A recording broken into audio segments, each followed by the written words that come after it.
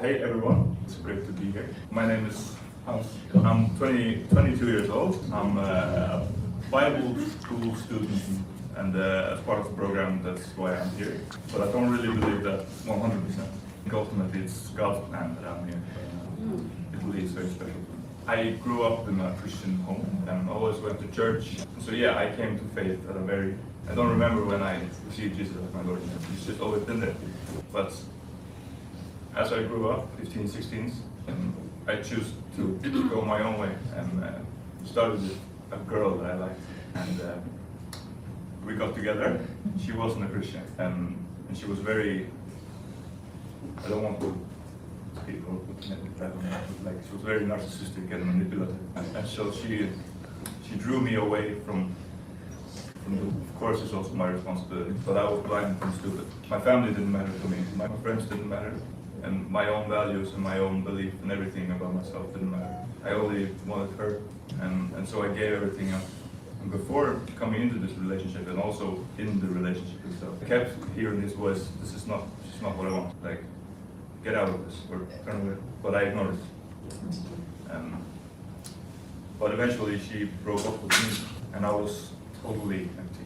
I had nothing. But at least that's what I thought, and I thought it was I deserved it because I did it to myself, and I knew it was wrong. And so I had a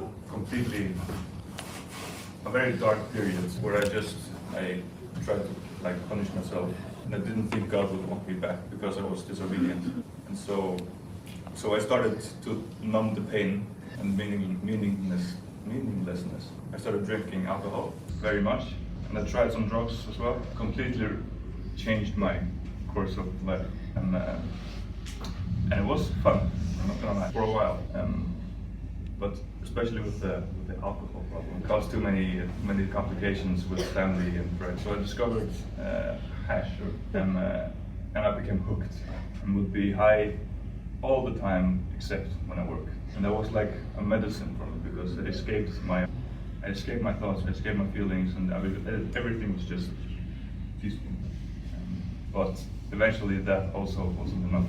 And even in all of this, I still feel this voice, I have this bad conscience trying to burn away, but it doesn't go away.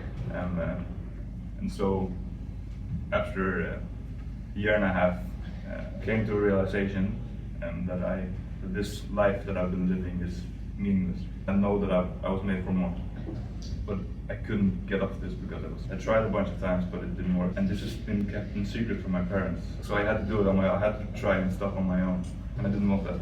But then one day, my dad busted me, and I was so glad. Even though it was a very shameful moment, it meant that I could get help. And so I went to rehab for 2 months. This time alone, and rehab is gonna be a time dedicated to the Lord. I was gonna seek Him again. I was gonna be offline, like cut off from society, and that's what I did. And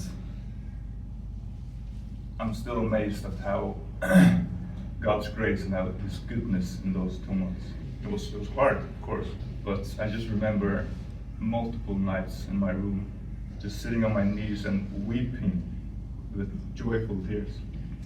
Yeah, when I was reading the Word, and I could just feel God revealing Himself to me and telling me that you're in my control. I got you. I have abandoned you. I've been here, and yeah, come back to me. So I came back. But yeah, then rehab was over and into the real world again, and it was tough. But I realized that if God is gonna use me, or if God's gonna if I'm gonna be obedient to the Lord, I need to cut off the things that are weighing me down.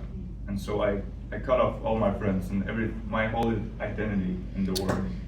And it was a very lonely year, filled with confusion.